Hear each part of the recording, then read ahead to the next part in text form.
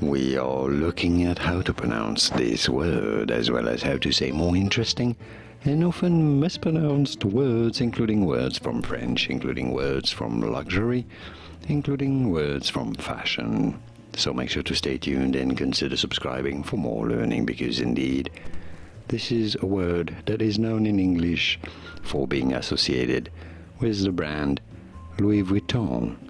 How do you say it then? In French, for reference, because it is a French word originally, it is said as pochette, pochette.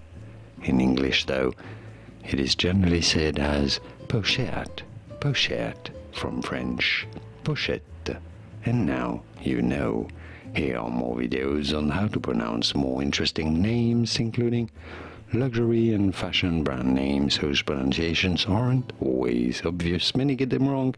You won't after watching those. I'll see you there to learn more. Thanks for watching.